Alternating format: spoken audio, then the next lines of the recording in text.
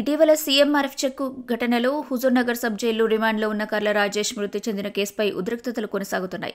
కర్ల రాజేష్ కుటుంబాన్ని పరామర్శించిన అనంతరం బీఆర్ఎస్ నాయకుడు ఆర్ఎస్ ప్రవీణ్ కుమార్ తీవ్ర స్పందన వ్యక్తం చేశారు. రాజేష్ కుటుంబానికి నివాళులర్పించిన ప్రవీణ్ కుమార్ రాజేష్ మరణానికి కారణమైన పోలీసు అధికారులపై ఎస్సీ ఎస్టీ అట్రాసిటీ కేసు అలాగే మర్డర్ కేసు నమోదు చేయాలని డిమాండ్ చేశారు. అదేవిధంగా పోస్టుమార్టం నివేదికపై అనుమానాలున్న నేపథ్యంలో రీపోస్టుమార్టం నిర్వహించాల్సిన అవసరం ఉందని పేర్కొన్నారు. ఎస్సీ ఎస్టీ వర్గాల రక్షణ కోసం గ్రేహౌన్స్ తరహాలో ప్రత్యేక రక్షణ దళం ఏర్పాటు చేయాలని సూచించారు. తీవ్ర కేసుల్లో భయంతో జీవించే ఎస్సీ కుటుంబాలకు ఎస్సీ సబ్ప్లాన్ కింద ఆయుధాలు, లైసెన్సులు ఇవ్వాలని కూడా పిలుపునిచ్చారు. కర్ల రాజేష్ కుటుంబానికి న్యాయం జరిగే వరకు బీఆర్ఎస్ పార్టీ అండగా ఉంటుందని ఆర్ఎస్ ప్రవీణ్ కుమార్ స్పష్టం చేశారు. సో ఈ విధంగా మరి శవం తీసుకొచ్చారు. నేను ఇలా ఏమడుగుతున్నా అంటే, నిజానికి ఒక పోలీస్ ఆఫీసర్గా ఆలోచించిన కర్ల రాజేష్ కు ఈ నేరం చేయాలనే ఆలోచన లేదు. కర్ల రాజేష్ ఒక అమాయకుడు, ఒక ముగ్గురు దుండగులు ఇతన్ని వాడుకున్నారు. ఇతనికి అంతకుమించి ఒక పైసా తీసుకున్నాడు కాదు. అగర్సే ఒక 1000 రూపాయలు 2000 రూపాయలు వాళ్ళు, అయ్యా నువ్వు నాకు అకౌంట్ ఇచ్చినందుకు నీకు 2000 రూపాయలు ఇస్తున్నట్టు 2000 రూపాయలు ఇస్తే తీసుకోవచ్చు. కానీ అంత మాత్రం అంత నిందితుడు కాడు. దయచేసి పోలీసు వాళ్ళు గమనించాలి, పోలీసు ఉన్నతాధికారులు కూడా గమనించాలి. నిజంగా తెలివైన పోలీస్ ఆఫీసర్ ఏం చేస్తాడు, బాబు ఈ నేరం, ఇది నేరము, ఇది తప్పు. ఇంతకు ముందు కూడా 18 నెలల క్రితం ఇలాగా పెద్ద జరిగింది. దాంట్లో ఒక 10 లక్షలు 12 లక్షలు మేము రికవర్ చేసినాము. అందులో భాగం ఏది, దీంట్లో నిన్ను కూడా వాడుకున్నారు, నీకు ఎలాంటి మరి నీ అకౌంట్ వాడుకున్నారు కాబట్టి నువ్వు అప్రూవర్గా మారు, నువ్వు నేరం ఎవరు చేసిండ్రో చెప్పు అంటే ఆయనే పాపం ఆయనే తీసుకొచ్చి వీళ్ళందరిని అప్పగించిండు. నువ్వు అలాంటి వ్యక్తిని అప్రూవర్గా తీసుకొని, విట్నెస్గా తీసుకొని ఇంకా కేసును జాగ్రత్తగా బిల్డ్ చేయాల్సింది పోయి A1 నుంచి A4 దాకా ఇతన్ని A4 అని పెట్టి అతన్ని పూర్తిగా శవాన్ని చేసిండ్రు. నేను ఇలా ఒకటే ప్రశ్న అడుగుతున్నా, ఇలా మరి వేల కోట్ల రేవంత్ రెడ్డి గారు 9,292 అంటే 9,292 ఎకరాల భూమిని, 5 లక్షల కోట్ల విలువైన ఎకరాల భూమిని వాళ్లకు సంబంధించిన వ్యక్తులకు, వాళ్ళ పార్టీ వ్యక్తులకు దారాదత్తం చేస్తున్నారు. దాంట్లో ఒక్క నిందితునైనా పట్టుకొచ్చిందా? ఒకసారి ప్రజలు, తెలంగాణ ప్రజలు ఆలోచించాలి. ఇలా ఇదే ఉత్తమ్ పద్మావతి గారు ఇక్కడ ఎమ్మెల్యేగా ఉన్నారు, ఉత్తమ్ కుమార్ రెడ్డి గారు ఇక్కడ హుజూర్నగర్ ఎమ్మెల్యే మినిస్టర్ గారు ఉన్నారు. ఇదే ఉత్తమ్ పద్మావతి ఎత్తిపోతల పథకాన్ని 5 కోట్ల నుండి ఏకంగా రాత్రికి రాత్రే 50 కోట్లకు పెంచిండ్రు. వీళ్ళు ఈ 1 లక్ష రూపాయల గురించి, లక్షలో ఈయన తిన్న 3,000 గురించి, ఈయనకి ఇచ్చిన ఆ 3,000 కమిషన్ గురించి ఇద్దరిని తీసుకుపోయి ప్రాణాలు తీశారు కదా పోలీసులు. నేను ఇదే Kodad DSP, Kodad CI, Kodad town CI, Suryapet ఎస్పీని కూడా అడుగుతా ఉన్నాను, రూరల్ సిఐ, చిల్కూరు ఎస్ఐ, అవి కూడా తీసుకోలేదు. ఓకే, అది కూడా తీసుకోలేదు అంటే వాళ్ళు రికార్డులో రాశారు కాబట్టి చెప్తున్నా, అది కూడా తీసుకోలేదు. మరి మీరు రాత్రికి రాత్రే 5 కోట్ల ప్రాజెక్టును 50 కోట్ల ప్రాజెక్టుగా మార్చిండ్రు. అంటే 45 కోట్ల కుంభకోణం జరిగింది ఈ ఒక చిన్న ఉత్తమ్ పద్మావతి ఎత్తిపోతల పథకంలోనే. మీ కోదాడలో రాత్రికి రాత్రే 400 కోట్ల ఇరిగేషన్ ప్రాజెక్టులు మీరు ఏమాత్రం డిజైన్ లేకుండా తినడానికి ప్లాన్ వేసిండ్రు. అదే విధంగా మీకు ఇష్టమైన అధికారులను ఇక్కడికి తెచ్చుకున్నారు, మీ పని అంతా కావాలని చెప్పేసి. ఇవన్నీ అడగలేదే రాజేష్ వాళ్ళమ్మేం అడగలేదుగా, ఈ కోదాడ ప్రజలు ఎవరు అడగలేదుగా. SLBCలో 8 మంది ప్రమాదంలో చచ్చిపోయినరు. మరి ఉత్తమ్ కుమార్ రెడ్డి మీద కేసు రిజిస్టర్ చేయాలిగా. 8 మంది ఇప్పటి వరకు కూడా వాళ్ళ శవాలు బయటికి రాలే. వాళ్ళని తీసుకురానందుకు ఉత్తమ్ కుమార్ రెడ్డి మీద కేసు రిజిస్టర్ చేయాలి కదా, రేవంత్ రెడ్డి మీద చేయాలి కదా. అదేవిధంగా ఇంకా చూడండి, రోహన్ రెడ్డి అని చెప్పేసి రేవంత్ రెడ్డి యొక్క అనుచరుడు. ఈ రేవంత్ రెడ్డి ఇంటి నుంచి బయటకు వచ్చి ఇంటి పక్కన ఉండే గెస్ట్ హౌస్లో, ఇదే హుజూర్ నగర్లో ఉండే మేళ్ళ చెరువు దగ్గర ఉండే Deccan cement company యజమానులను తుపాకీతోని Konda Surekha OSD Sumanth, ఇదే రోహిన్ రెడ్డి రేవంత్ రెడ్డి ముఖ్య అనుచరుడు, వాళ్ళిద్దరు కలిసి బెదిరిస్తే ఇదే ఉత్తమ్ కుమార్ రెడ్డి ఒక లెటర్ రాశాడు. ఎవరికి? కమిషనర్ ఆఫ్ పోలీస్కు వేం నరేందర్ రెడ్డికి లెటర్ రాశాడు. చూడు మా దక్కన్ సిమెంట్ వాళ్ళని బెదిరించిండు, మరి నేను నా ఏరియాలో ఉన్న వాళ్ళని ఎట్లా బెదిరిస్తారు, వాళ్ళు నాకు కదా రిపోర్ట్ చేయాల్సింది, నాకు కదా డబ్బులు ఇవ్వాల్సింది, వాళ్ళకి ఎట్టిస్తారు, అది ఇది ఏదో మొత్తం మీద లెటర్ రాసిండు.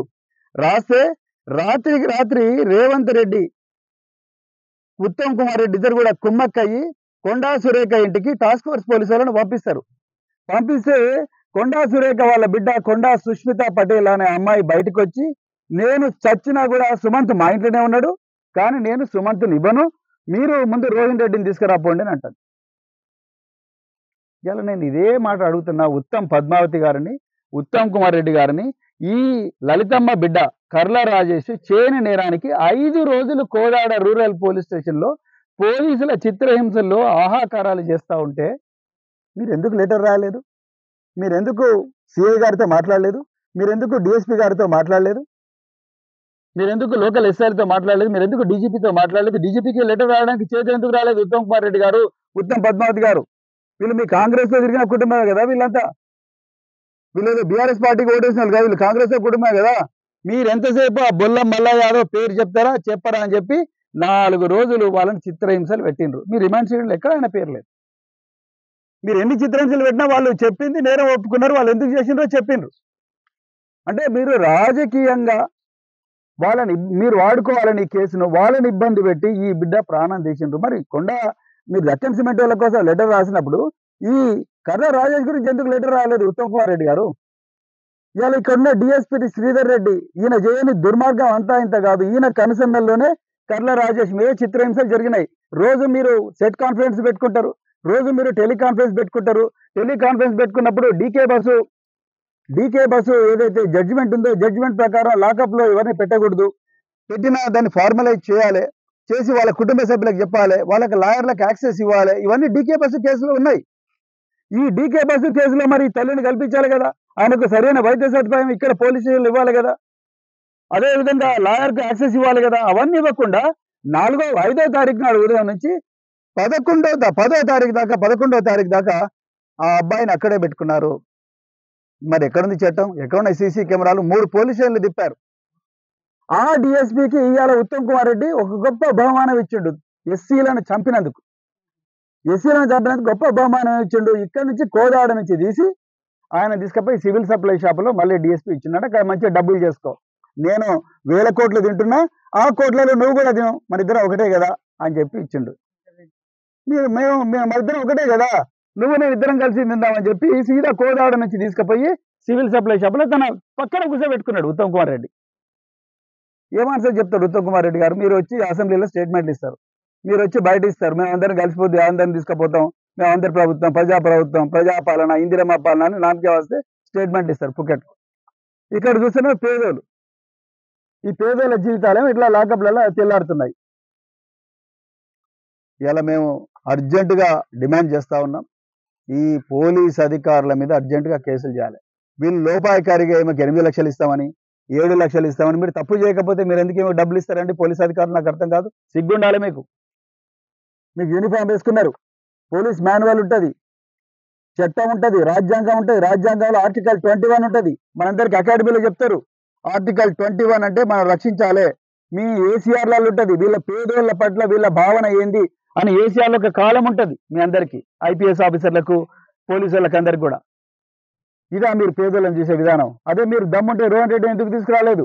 వాడు సుమన్ను రోహిన్ రెడ్డి తీసుకురావచ్చు, ఎందుకు వాళ్ళను ఇదే విధంగా టార్చర్ చేయలేదు మీరు? అంటే ధనవంతులకు ఒక న్యాయం, పేదోళ్లకు, ఎస్సీలకు ఒక న్యాయం, ఎస్టీలకు ఒక న్యాయం, బీసీలకు ఒక న్యాయం. మీ వాళ్ళు ఏమైనా చేసుకుని నడుస్తుంది. మీరు 1000 కోట్లు సీఎం రమేష్ అంటానికి 4000 కోట్లు ఇచ్చినా నడుస్తుంది. మెగా కృష్ణారెడ్డికి ఏ టెండర్లు ఇచ్చినా నడుస్తుంది. పొంగులేటి శ్రీనివాసరెడ్డికి ఎన్ని టెండర్లు ఇచ్చినా నడుస్తుంది. రాత్రే ఉత్తమ్ పద్మావతి పథకం 5 కోట్ల నుంచి 50 కోట్లు పెంచినా నడుస్తుంది. దీన్ని ఎవరు అడగాడు? ఈడీ అడగదు, విజిలెన్స్ ఎన్ఫోర్స్మెంట్ అడగదు, ఏసీబీ అయితే అసలే అడగాడు. ఏసీబీలు మాత్రం వచ్చి ఎస్సీలను గుంజుకొని పోయి జైల్లో పడేస్తారు. ఆ అంబేద్కర్ అంటే ఆయన, ఇదే సూర్యాపేటకు చెందిన బిడ్డ అంబేద్కర్ అంటే ఆయన న్యాయబద్ధంగా డ్యూటీ చేస్తుంటే, అదే విధంగా ఈ రేవంత్ రెడ్డికి సంబంధించిన మనుషుల లైసెన్సెస్ అవన్నీ కూడా క్లియర్ చేయకపోతే ఆయన తీసుకుపోయి అక్రమాస్త్ర కేసులను పెట్టి ఆయన దాడి చేసిండ్రు. అంటే ఎస్సీలు ఎవరు న్యాయబద్ధంగా సంపాదించుకోవద్దా?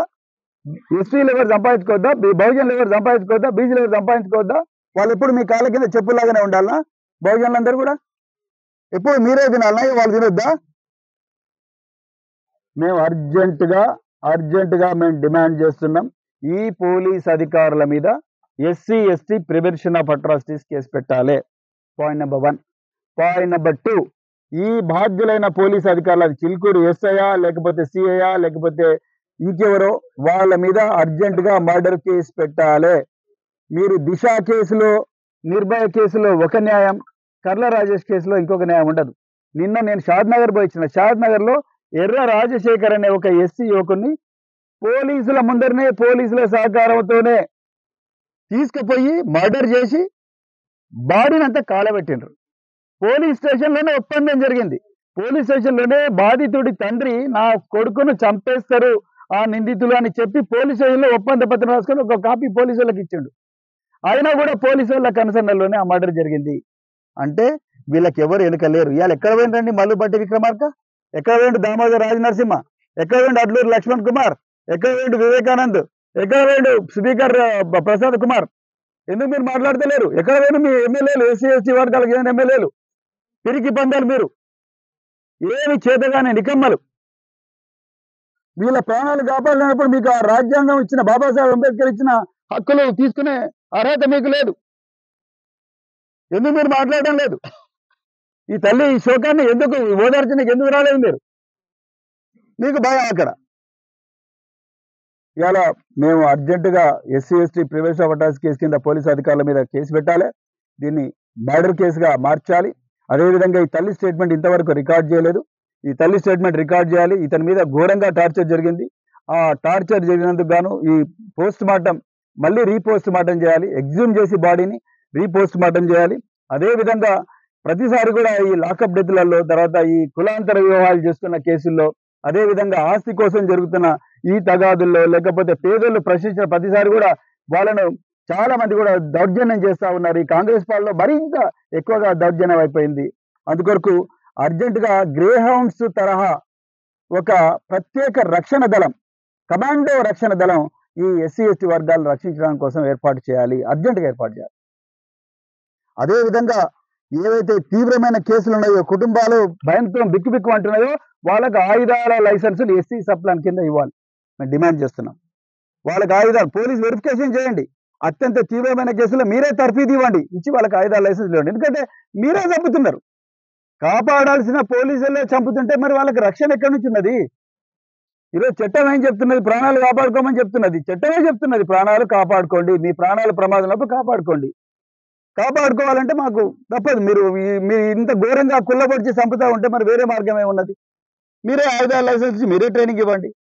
అర్జెంటుగా గ్రే హౌండ్స్ తరహా ఒక ప్రత్యేక రక్షణ దళం పెట్టాల్సిందే. అదేవిధంగా ఏ పోలీస్ అధికారులు అయితే న్యాయబద్ధంగా డ్యూటీ చేస్తున్నారో, ఆ న్యాయబద్ధంగా డ్యూటీ చేసి ఎస్సీ ఎస్టీ అట్రాసిటీ కేసుల్లో అద్భుతంగా శిక్షలు పడేటట్టు చేస్తున్నారో వాళ్ళందరికీ యాక్సిలరేటెడ్ ప్రమోషన్స్ ఇవ్వండి, వాళ్ళకు మెడల్స్ ఇవ్వండి, వాళ్ళకి మంచి మంచి పోస్టింగ్లు ఇవ్వండి. కానీ ఉత్తమ్ కుమార్ రెడ్డి లాగా కాదు. ఉత్తమ్ కుమార్ రెడ్డి ఎస్సీలను చంపిన శ్రీధర్ రెడ్డిని తీసుకుపోయి తన పక్కన కూర్చోబెట్టుకున్నాడు, మంచిగా పైసలు చేసుకో బిడ్డ అని చెప్పి. ఎందుకంటే ఊరేను ఒకటే. అలాంటి వ్యవహారం కాదు ఇక్కడ. ఈ ఎస్సీ ఎస్టీ అట్రాసిటీ కేసులో అద్భుతమైన పని చేసి శిక్షలు తీసుకొచ్చిన, ఎవరైతే కన్విక్షన్ తీసుకొచ్చిన పోలీస్ అధికారులు కానీ ఎవరైతే ఉంటారో, జ్యుడిషియల్ ఆఫీసర్స్ ఉంటారో, వాళ్ళకి యాక్సిలరేటెడ్ ప్రమోషన్ ఇవ్వండి. అదేవిధంగా ఈ తల్లికి తప్పనిసరిగా ₹1 కోటి నష్టపరిహారం చెల్లించాలి. వాళ్ళని జైలుకు పంపించాలి, ఈ తల్లికి నష్టపరిహారం చేయాలి. ఇలా ఏం చేసుకొని బతుకుతుంది ఈమె? సంపాదించే కొడుకు పోయిండు, 30,000 నెలకు సంపాదించే కొడుకు ఇలా చచ్చిపోయిండు. ఇప్పుడు ఏం చేసుకొని బతకాలి? ఒక పిల్లగానికి ఏమో మత్స్యంతం లేదు, ఇల్లు గుడిసె, ఎట్లా బతుకుతుంది? అర్జెంటుగా ప్రభుత్వం వీళ్ళకి ఇల్లు కట్టించాలి, వీళ్ళకి 5 ఎకరాల భూమి ఇవ్వాలి. ఈ ఇళ్లలో ఎవరైతే ఈ తల్లికే అర్హురాలు కాబట్టి ఈమెకే ఒక ప్రభుత్వ ఉద్యోగం ఇవ్వాలి, ఈమెకు ₹1 కోటి ఇవ్వాలి. ఉత్తమ్ పద్మావతి గారు, లేకపోతే మాత్రం మీకు ఈ ప్రాంతంలో తిరిగే అర్హత లేదు. నేను ఓపెన్ చెప్తున్నా, ఇది రాజకీయాలకు అతీతంగా చెప్తున్నా. మీకు ఈ ప్రాంతంలో తిరిగే వీళ్ళ ప్రాణాలు కాపాడలేనప్పుడు మీరు వచ్చి ఏ ముఖం పెట్టుకొని ఈ వర్గాలను ఓట్లు అడుగుతారండి? ఎమ్మెల్యే గారు మీరు ఏ ముఖం పెట్టుకొని మీరు తిరుగుతారు? ఉత్తమ్ కుమార్ రెడ్డి గారు ప్రజాపాలన అంటున్నారు, ఇది ప్రజల మీద ప్రతీకార పాలన. ఎక్కడ పోయింది మీ ఎస్సీ ఎస్టీ డిక్లరేషన్? ఎక్కడ పోయింది ఎస్సీ సప్లాన్ ఫండ్స్?